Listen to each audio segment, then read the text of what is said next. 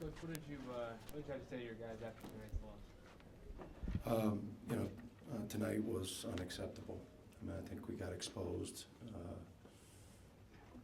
in every facet of the game, and that's not the way a Marquette team should play.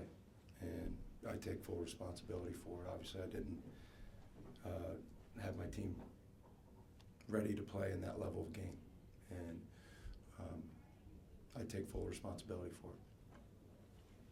It seemed early on that the three just wasn't hitting. Do you tell the players to stop trying? Because it seemed like it just kept three after three and it just wasn't hitting. Yeah, no, I mean, we have not shot the ball well, and it's a fine line. We want to, our game plan was to attack the paint on the drive and with post passing, and but also when a guy's a wide open shot, you don't want to just. We've shot the ball pretty well, except in our first three games, but obviously we need to. We shot way too many jump shots. When you're looking at your defense, what's the balance between man-to-man and zone at this point? It's a good question. Our defense has been poor, and I'd like to play man-to-man, but I think our offense has affected our defense.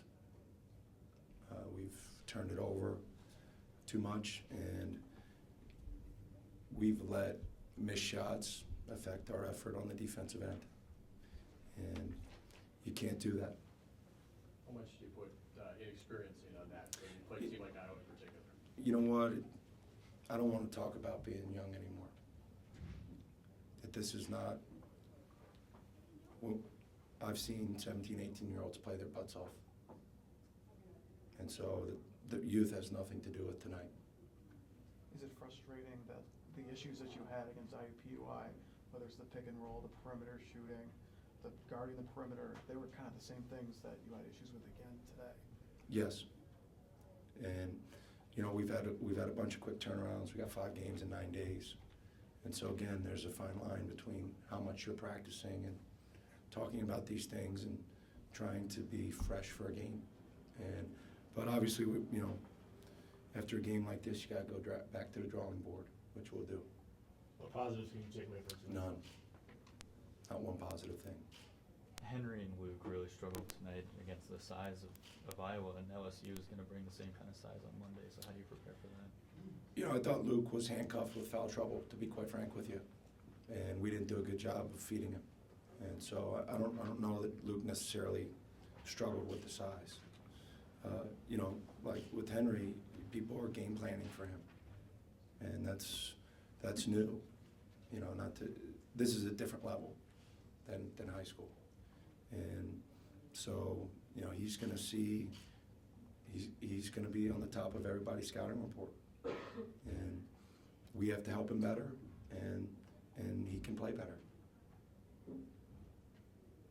What's the significance to this basketball program of playing in the Gavitt Games and honoring the Big East founder, Dave Gavitt? I never had the pleasure of meeting Dave Gavitt, but everyone who's involved in college basketball speaks so highly of him as an innovator, as a leader, and as a person. And so anything that you can do to honor somebody that's had that big of impact on college basketball, I think it's great. Coach, We good? You made a big push tonight to get a big fan section out, and it was threatening at one point to be one of the worst home losses in Marquette history. If you could say something directly to the fan base, what would you say?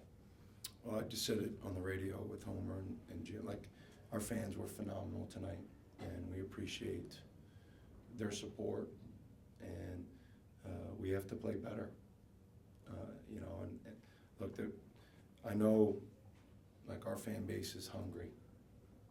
Man, I want our team to play as hungry as our fans are, and I hope they stick with us because we're going to play hungrier.